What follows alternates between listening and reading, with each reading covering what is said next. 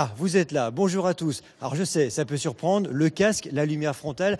Vous vous demandez certainement où je me trouve aujourd'hui. Rassurez-vous, vous êtes bien dans Dimanche avec vous. Le sommaire vous est présenté par Anne-Sophie Roquette. Quant à moi, je vous retrouve dans quelques instants, là-haut. À tout de suite. Voyage au centre de la Pierre dans ce spécial Dimanche avec vous. Vous allez découvrir la seule champignonnière traditionnelle de la région. Si on rate le compost, on rate la récolte. Le chef Clément Marot nous préparera sa recette des champignons de Paris farcis au beurre d'escargot. Ça sent bon. Et puis, nous verrons le top 3 des endroits à visiter près de Chantilly. Bienvenue sous la terre des Hauts-de-France. Et on y est bien dans cette région des Hauts-de-France. Bonjour ou rebonjour à tous. Nous sommes donc aujourd'hui, nous avons pris la route de Saint-Maximin au sud de l'Oise. Nous sommes tout près de Chantilly et de Creil, à 2 heures de Lille et à une centaine de kilomètres d'Amiens. Nous rejoindrons dans quelques minutes Christelle Juteau qui m'accompagne aujourd'hui. Bonjour Christelle, vous nous ferez découvrir cette maison de la Pierre dont la directrice est à mes côtés. Bonjour Annie Gondras. Expliquez-moi, en quoi cet endroit est-il unique dans cette région des Hauts-de-France ? Bonjour Jean-Luc. On raconte ici une histoire un peu méconnue, mais on raconte quand même une très longue histoire. 45 millions d'années géologiques et 2000 ans d'activité humaine autour de l'extraction et du voyage de cette pierre. Alors, pour bien comprendre, dans ces galeries, on extrait la terre, la pierre. La pierre, oui. On est entouré de plusieurs centaines de carrières souterraines. Il y en a presque 3000 dans les Hauts-de-France, entre les Hauts-de-France et la Picardie. Et pendant des siècles, on a extrait ici la pierre et elle a voyagé vers le bâti. Donc on a autour de nous, et notamment ici, une carrière souterraine, la carrière Parrain, qu'on fait visiter, qu'on fait découvrir au public, qui remonte à peu près au XVIe siècle. On suppose beaucoup d'archives ont disparu et tout ce que vous découvrez autour de vous a été creusé de main d'homme. Et là, ce qu'on voit, ce sont des kilomètres de galeries en fait. Des kilomètres, des hectares de galeries. Certaines carrières courent sur plusieurs dizaines d'hectares, oui. Quelle histoire! Quelle ici, histoire! Longue histoire! Il y a plus d'histoire sous terre que sur le sol, j'allais dire, non? Alors finalement, l'histoire est sous terre, oui, parce qu'on est dans une zone qui a souffert des bombardements. Et l'histoire est restée gravée dans la mémoire des hommes et en souterrain. Alors quand on vient ici, on peut tailler la pierre, je ne me trompe pas. Vous entendez derrière nous le bruit? Quand on vient ici, on peut sculpter, on peut travailler la pierre, puisque c'est un savoir-faire qu'on partage. On fait non seulement découvrir l'histoire de ces carriers et des tailleurs de pierre, mais on invite aussi chacun de 6 à 99 ans à tailler la pierre, à la sculpter. Eh bien, vous savez quoi? Et à la découvrir. Christelle a craqué, effectivement. Allez avec les tailleurs de pierre. Ça y est, ça travaille déjà, Christelle? Oui, Jean-Luc, j'essaie de faire aussi bien que mon professeur Emmanuel. Bonjour. Bonjour. Alors, quelles sont les bases, les techniques pour sculpter? Est-ce que je me débrouille bien? Très bien, parfait. Merveilleux, j'ai quasiment plus grand-chose à t'apprendre. Donc oui, voilà, j'explique en fait aux personnes comment on travaille la pierre pour faire de la sculpture. Donc souvent sur des stages d'initiation de 3 jours. Et ça rend les gens heureux et c'est bien. Alors vous avez beaucoup d'enfants aussi? Moi personnellement, oui, j'en ai beaucoup, je crois. Ils aiment ça, les enfants? Oui, ils aiment ça, oui. Mais les non-enfants aussi, ils aiment ça aussi. Qu'est-ce qui fait la particularité de ce que vous êtes en train de réaliser? Donc là, en fait, souvent on montre comment on fait un bas-relief. Hein, et puis par exemple, là on voit la première opération. On commence à détourer et puis on creuse autour. Et ensuite, on passe au modelé, pour que ce soit plus agréable, quoi. Merci Emmanuel. Je vais voir une de vos apprenties. Bonjour Mireille. Alors, comment ça se passe? C'est l'une de vos premières journées? Oui, c'est la première journée. Regardez comment elle se débrouille bien. C'est la première journée, c'est une pierre tendre, donc c'est assez simple. Après, il suffit de se concentrer un peu et puis de suivre le modèle. C'est pas plus difficile que ça. Vous avez choisi une feuille? En fait, j'ai pas choisi la feuille. On m'a donné plusieurs choses à faire dans les feuilles. J'ai choisi celle-ci en pensant que ce serait facile de faire celle-ci. Et ça va? Oui, ça va. Tout va bien. À tout à l'heure, merci. Alors, il y a beaucoup de cours d'organiser tous les jours de la semaine. Moi, je vous retrouve à divers endroits de la Maison de la Pierre. Puis à la fin de l'émission, je vous donnerai mon coup de cœur. Ah, il est magnifique. À tout à l'heure, Christelle. Annie, pourquoi cette pierre est-elle si prestigieuse finalement? Elle est prestigieuse parce qu'elle a accompli de longs parcours de construction autour de nous. Elle a alimenté depuis l'époque gallo-romane des chantiers de construction en direction de notre capitale notamment. Et dois-je faire toute l'histoire? Non, en revanche, on va regarder des images que nous a préparées Juliette François, parce que cette pierre, elle a construit, elle est à l'origine de bâtiments vraiment prestigieux, et notamment tout près d'ici, avec le château de Chantilly. Alors, beau début, ça, le château de Chantilly, effectivement, qu'on découvre là. Il faut savoir qu'à Chantilly, il y avait aussi des carrières souterraines. Elles se trouvent sous l'hippodrome et elles ont aussi servi à cette construction. L'Arc de Triomphe, bien sûr, très belle restauration d'ailleurs. Donc ça, c'est avec de la pierre de Saint-Maximin. C'est de la pierre du sud de l'Oise, oui. Est-ce que c'est connu ça? Est-ce que le grand public sait que ça vient de l'Oise, tous ces bâtiments? Non, c'est une histoire encore méconnue et c'est justement le travail de la Maison de la Pierre de faire découvrir, parce qu'on voit les bâtis, vous voyez toutes ces merveilleuses, le Pont Neuf, vous voyez toutes ces merveilleuses constructions et on n'imagine pas tout le travail qui s'est fait en amont pour extraire, tailler et transporter ces pierres. Et en fait, quand on le découvre, c'est une histoire absolument magique. Avec le fameux Pont Neuf. Le Pont Neuf. Le public étranger le sait, ça aussi ou pas? Est-ce que c'est connu? Alors, la pierre du sud de l'Oise est connue. Alors, le sous-nom qui n'est pas le bon, hein, on parle souvent de pierre de Paris, c'est pas sa vraie appellation, mais c'est la pierre qui a construit Paris. Alors, elle est célèbre à l'étranger pour la couleur qu'elle a donnée à Paris, cette pierre. Couleur assez blanche, assez claire et très lumineuse, tout à fait. Est-ce qu'on peut parler d'un vrai succès pour cette Maison de la Pierre, là où nous sommes aujourd'hui, parce que c'est tout nouveau, hein, ça fait 2 ans que c'est ouvert. Un vrai succès, oui. On est une toute petite équipe, on est là, on tourne à 4, 7 jours sur 7, avec le renfort du sculpteur Manu, comme vous l'avez vu, et d'autres équipes qui viennent ponctuellement. Oui, on a réouvert ces lieux au public en 2014. Et combien de visiteurs Il y en par an? avait 2000 quand j'ai commencé, quand je suis arrivée, disons en 2013, et on a rouvert en 2014. Eh bien, on a clôturé l'année 2016 avec le même effectif en termes de personnel, mais 20 000 visiteurs. 20 000 visiteurs au bout de 2 ans. Au bout de 2 ans. Eh bien, chapeau. Bon, on va rejoindre Annie, ces visiteurs avec Christelle. Et Christelle, là aussi, on est déjà au travail, j'ai l'impression.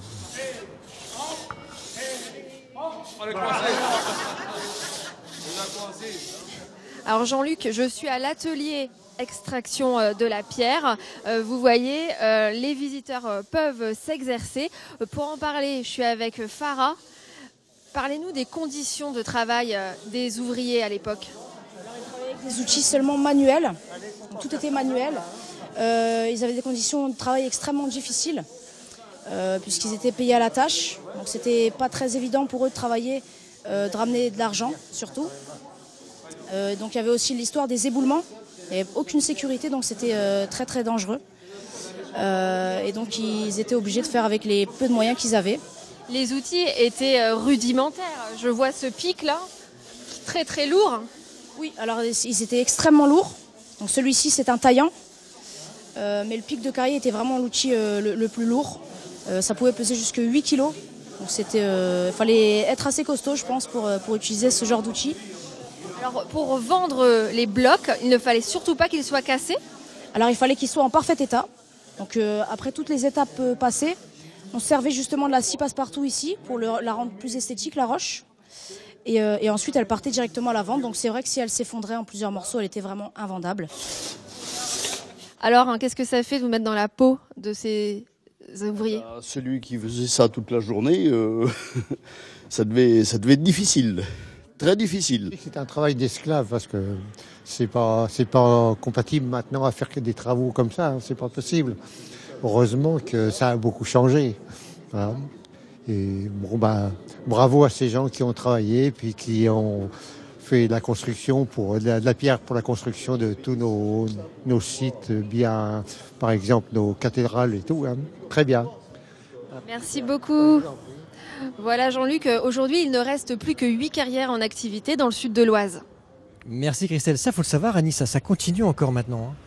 Oui, il y a encore quelques carrières en activité. Et la pierre aujourd'hui sert majoritairement à la restauration des monuments historiques, puisqu'on réutilise pour la restauration la pierre qu'on dit de première mise en œuvre. Et autre sujet passionnant, cette pierre qui est donc, comme on l'a dit, connue comme étant la pierre entre guillemets de Paris, cette pierre est massivement aussi exportée parce qu'elle est aujourd'hui considérée comme un produit de luxe. On la retrouve aux États-Unis, on la retrouve dans les Émirats, on la retrouve en Chine aujourd'hui, cette pierre aussi. Alors pour les visiteurs, là, on le rappelle, le prix pour visiter votre maison de la pierre, c'est combien? Alors le prix pour un enfant est de 5 € et pour un adulte de 6,50 €. On fait en sorte de rester accessible à tous et avec le sourire. Avec le sourire, et ça c'est gratuit. Et vous êtes ouvert quasiment toute l'année? On est ouvert quasiment toute l'année, oui, toute l'année pour les groupes et puis un petit peu plus gentiment en hiver pour les individuels, le mercredi et le dimanche. Et en revanche, dès qu'arrive la belle saison, du mercredi au dimanche, les équipes tournent avec des visites guidées toutes les heures. Et là, on y a la belle saison avec le soleil, comme toujours dans Dimanche avec vous. Une dernière image, il y a une exposition qui vaut le coup en ce moment, ici à la Maison de la Pierre. Annie, là, on parle de transport de la pierre. Oui, on parle de transport de la pierre parce que le chemin de fer a une grande histoire aussi en lien avec la pierre ici. Donc on a souhaité aussi évoquer cette part de l'histoire. La ligne de chemin de fer qui relie Creil à Paris et à Rive-Gare du Nord a été avant tout construite pour la pierre. Pour la pierre. Et c'est à voir jusqu'à au 16 avril. Au 16 avril. Merci Annie. Allez, on va repartir rejoindre Christelle Juteau dans les galeries de cette Maison de la Pierre dans des conditions particulières. Là, regardez.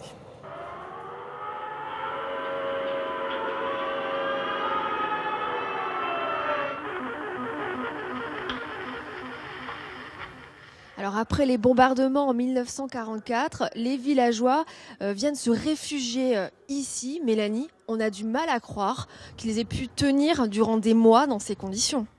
Alors effectivement, les conditions étaient extrêmement dures parce que on sent autour de nous cette humidité qui est très présente. Il fait plus de 75% d'humidité. La température, elle est constante en carrière souterraine. Il fait environ 11 degrés toute l'année. Donc c'est vrai qu'en plein été, les conditions étaient extrêmement difficiles, mais ils ne passaient pas 24 heures sur 24 dans la carrière souterraine. La journée, ils sortaient des souterrains pour déblayer le village, essayer de reconstruire Saint-Maximin. Et la nuit, tout le monde se retrouvait dans la carrière souterraine. Alors comment ils s'organisaient ici? Là, on voit du mobilier. Est-ce que c'était exactement comme ça?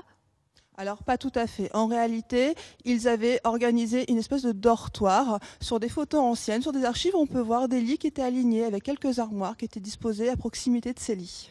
L'après-midi, qu'est-ce qu'ils faisaient? Vous me dites qu'ils étaient à l'extérieur. Alors les hommes déblayaient, enlevaient les gravats, essayaient de reconstruire, déblayaient les terrains qui leur permettaient ensuite d'accueillir des baraquements, des maisons en bois, et les femmes à essayer de vaquer aux occupations quotidiennes, surtout à organiser une espèce de soupe populaire pour nourrir toutes ces personnes qui vivaient ici la nuit. Alors les visiteurs, quand ils arrivent devant cette scène, comment ils réagissent? Alors, ils sont saisis par la dureté des conditions de vie. C'est vrai que l'humidité, la fraîcheur, on la ressent autour de nous.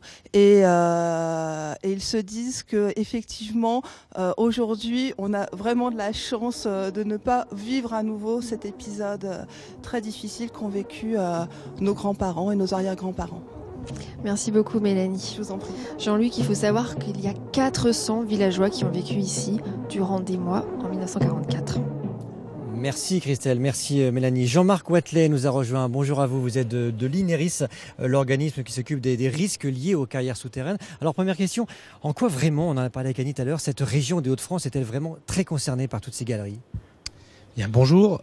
Effectivement, les Hauts-de-France sont très concernés puisqu'on de tout temps, l'homme y a creusé des galeries et il y a extrait de la pierre. Alors dans le sud-est de la région, c'est plutôt le calcaire grossier, le calcaire de lutétien qui est ici et qui a servi beaucoup à construire la ville de Paris, notamment avec tous les grands monuments, mais également tout le nord et l'ouest de la région ont été creusés pour la craie. Donc c'est un matériau dont on se servait moins pour la pierre de taille, mais plus pour faire de la chaux ou pour amendement des champs. Et cette pierre de l'Ouest, Jean-Marc, attire la curiosité depuis de nombreuses années. C'est l'objet de notre rubrique Un jour, une histoire. On remonte le temps avec notre rubrique préparée par Juliette François, direction 1988. Nous sommes sur le site de la carrière de pierre de Mélo dans l'Oise, à côté de Chantilly. C'est une carrière de pierre que les Romains exploitaient déjà. 1800 hectares de pierre, des blocs à perte de vue sur des dizaines de mètres de profondeur. Ici, la température est de 10 degrés, quelle que soit la saison. Sur le site, 4 personnes se chargent de l'extraction. Si autrefois il fallait une journée pour dégager un bloc de pierre de la masse, Aujourd'hui, une dizaine de minutes suffisent, grâce aux haveuses électriques et aux blocs enlevés avec un chargeur sur pneu. C'est le cas pour ce bloc d'environ 7 tonnes. Ouais, 7 tonnes. On va voir une image, Jean-Marc Wathelet, c'est pas les carrières de Laon dans la région, elles sont très très marquantes aussi. Hein. Alors Laon, effectivement, c'est caractéristique puisque c'est une ville qui s'est construite sur sur la pierre avec laquelle elle s'est construite, ses cathédrales, ses monuments, et en fait toute la roche qui a servi à construire venait de dessous, et la ville maintenant doit vivre avec ces cavités qui sont en dessous. Alors quand vous dites vivre avec, est-ce que ça représente un certain danger pour les gens, pour les citoyens ou pas? Alors bien évidemment, la nature ayant horreur du vide, c'est sûr que ces cavités qui sont laissées en l'état, qui sont laissées vides, vont avoir tendance dans le long terme à s'effondrer et à remonter en surface, donc avec des effondrements plus ou moins importants. Moyennant quoi, il existe des techniques et des moyens de gestion pour mettre en sécurité la population et les structures. Alors on parlait de Laon, il y a aussi les galeries souterraines d'Arras, et là aussi forcément un lien avec la guerre. Hein. Alors Arras aussi effectivement a des liens avec la guerre, puisque là ça a été de la craie. Et là, les carrières existaient depuis le 17-18e siècle et en fait étaient construites aux alentours d'Arras. Elles n'étaient pas construites dans Arras et en fait elles ont été redécouvertes en particulier pendant la Première Guerre mondiale par les tunneleurs néo-zélandais qui en fait en creusant des galeries pour aller accéder jusqu'aux tranchées ont traversé ces carrières-là, et finalement les troupes s'y sont cachées et s'y sont bien cachées pour pouvoir déboucher au bon moment. Merci Jean-Marc Wathelet. Je rappelle qu'ici il y a une plateforme à Inéris où on parle aussi des dangers, la sensibilisation. Merci à vous d'être venus sur le plateau Dimanche et vous. Merci. Regardez cette image tous les deux. Si je vous dis champignons ici, ça dit quelque chose parce que les champignons ici c'est très important. D'ailleurs dans cette galerie, Annie, on a des champignons poussés encore il y a quelques temps. Hein. La carrière qu'on fait visiter au public, ouais. Tout à fait, qu'on fait découvrir au public, a été une champignonnière jusqu'en 1994. Voilà, et on montre encore cette belle activité. Et ici, il y a encore des producteurs qui travaillent à l'ancienne, de façon traditionnelle dans ces galeries. On va le voir avec ce reportage signé Amandine Maquet et Bruno Espalieu. Regardez. Quand Ludovic vous emmène vers sa champignonnière, c'est déjà un voyage dans l'histoire du département de l'Oise. Alors avant, ici, c'était une carrière d'extraction de pierre. Hein, c'est pour ça que c'est coupé tout bien droit. Donc ça a été extrait, alors on date le début de l'extraction au début 18e, et ça s'est terminé tout début 20e. Quoi. Installé depuis 2009, Ludovic produit 25 tonnes de champignons par mois, et tout commence ici, dans ses composts. Le compost, c'est que du fumier de cheval qu'on va arroser avec ce qui coule du tas de fumier de cheval pour lancer des fermentations actives en fait, parce que nous il faut qu'on garde les bactéries à l'intérieur du compost, il ne faut pas qu'ils s'étouffent. Donc on va le remuer tous les 2-3 jours pour réveiller tout le temps les bactéries, et c'est ces bactéries-là qui vont après nourrir le mycélium. Si on rate le compost, on rate la récolte. 15 degrés au thermomètre, taux d'humidité à saturation, c'est le paradis pour ces bébés champignons. Là ça commence là. Là, ça fait une semaine qu'ils sont là, les conteneurs. Là. À partir du moment où on a ensemencé les conteneurs, il faut 5 semaines. Donc voilà. 5 semaines pour voir ça. Des milliers de champignons produits tous les jours de l'année sous ces galeries. Une méthode traditionnelle devenue très rare en France. On est vraiment sur une culture traditionnelle. Hein, on travaille encore comme travaillaient les anciens champignonistes. Donc on fait encore pousser un produit qui a vraiment le parfum et la saveur du champignon de Paris. On est peut-être encore une quarantaine de champignonistes en France. Et sur les 40, on est peut-être une petite quinzaine à faire la production comme ça en cave. Mais on ne représente pas 25% de la production française. Ces champignons blancs et les fameux rosés des prés se retrouvent quelques jours plus tard ici, près de Lille. Direction le Mine, le marché d'intérêt national. Dans la camionnette, 800 kilos qui vont vite trouver preneur. 3 kilos tout rond. Ouais, 3 kilos. L'argument du vrai champignon de Paris séduit les primeurs. Parce que c'est un champignon français. On a beaucoup de mal à trouver des champignons français. Puis je préfère faire travailler les petits producteurs. Voilà. Mais en priorité, français. Ouais, ils sont là. Ludovic écoule 60% de sa production vers les grandes surfaces.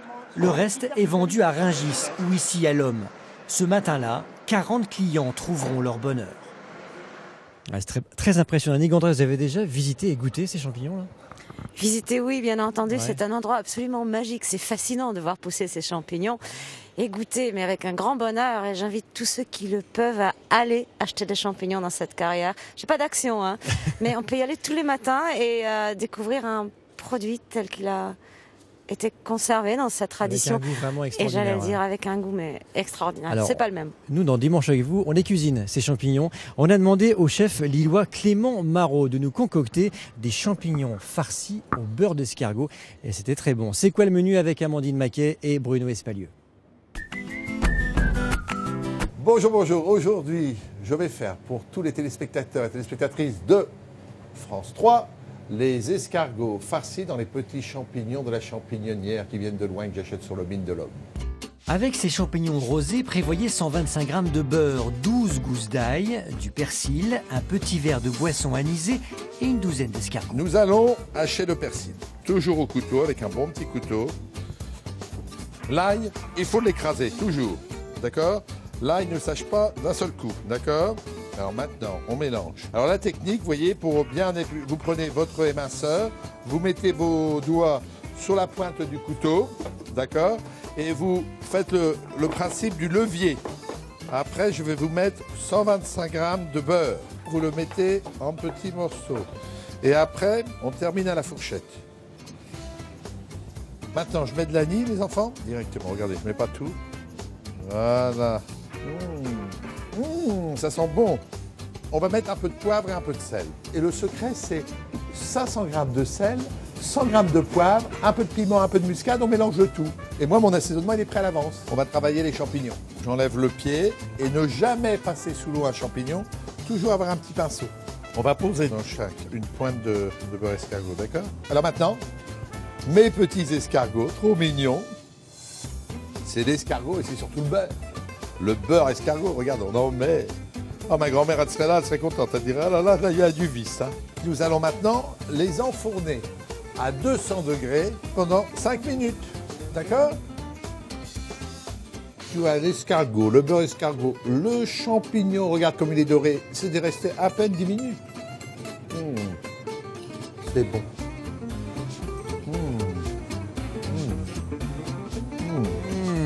Vous sentez là l'odeur de beurre d'escargot, mesdames? Vous en pensez quoi là? Ben moi j'adore, hein. Frais ou cuit, de toute façon j'adore les champignons, j'en mange au moins 2 kilos par semaine. Ah oui, donc, on a goûté, il était 8h30 du matin, je peux vous dire c'était très bon quand même à 8h30. Bonjour Christelle Fèvre. Bonjour. Vous nous avez rejoint avec Annie Gondras, vous êtes la directrice adjointe de Oise Tourisme et vous êtes là pour donner vos coups de cœur, les idées pour visiter ici quand on vient en week-end ou en vacances. Et on va commencer Christelle par un endroit unique en France et on prend la direction de Creil. Alors oui, à Creil, effectivement, il existe la clouterie Rivière. Donc comme son nom l'indique, une fabrique de clous. Cette entreprise qui est encore en activité aujourd'hui et qui est la seule et unique en France.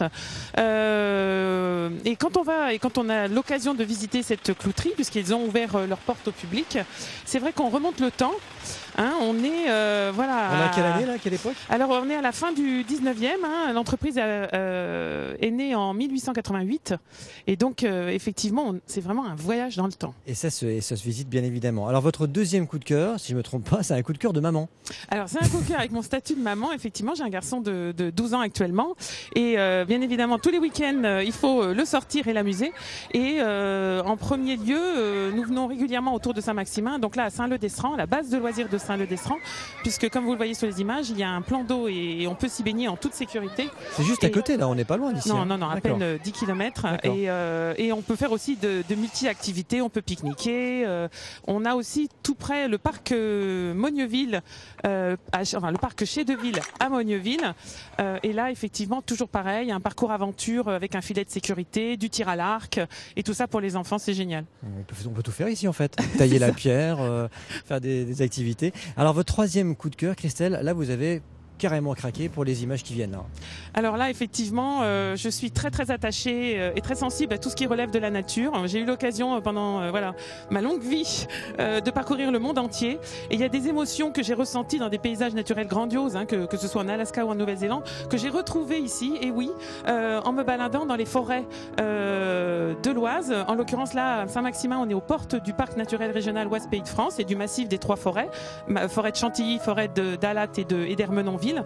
Et je peux vous dire qu'à certaines époques et à certaines heures de la journée, c'est fabuleux de vivre cette forêt. Avec des couleurs magnifiques. Hein. Alors à l'automne, c'est magnifique, au lever du soleil, avec la brume sur le tapis de fougères, avec le petit cerf qui passe.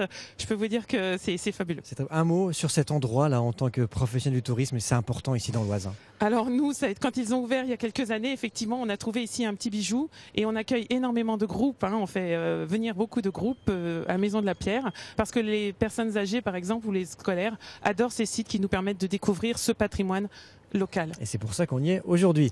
Merci Christelle Fèvre et on va rejoindre Christelle une dernière fois. Christelle, vous aussi, vous avez un coup de cœur. Eh bien, mon coup de cœur, Jean-Luc, se trouve dans un endroit un peu tenu à l'écart à travers le site de la Maison de la Pierre. C'est une carrière à ciel ouvert où la végétation a repris ses droits. Et là, vous pouvez voir un front de taille qui date de 45 millions d'années. Et si vous regardez un peu plus près, eh bien, vous voyez les traces des outils des ouvriers du XVIe siècle. Voilà, pour venir voir ce site, c'est sur réservation pour les groupes. Alors Jean-Luc, vous venez me rejoindre ? Avec plaisir, Christelle, le temps de dire au revoir à mes invités, vous remercier, merci. Christelle Fèvre, merci. Annie Gondras. Merci Jean-Luc. Un petit mot, on était bien cet après-midi ici, hein, sous le soleil de l'Oise. Merveilleux, et puis votre compagnie est en plus très agréable. On vous garde. Ok, merci à vous, merci mesdames. Merci à vous d'avoir suivi ce dimanche avec vous, réalisé par Loïc Lemarchand, préparé avec toutes nos équipes, Marie-Noël Caillot et Juliette François. On se retrouve dimanche, on sera pas très loin à Chantilly, c'est à quoi? C'est à 2 km d'ici, pour le retour du marathon de Chantilly. On va mettre les baskets. Merci à vous, à très bientôt, à dimanche, 12h55. Ciao.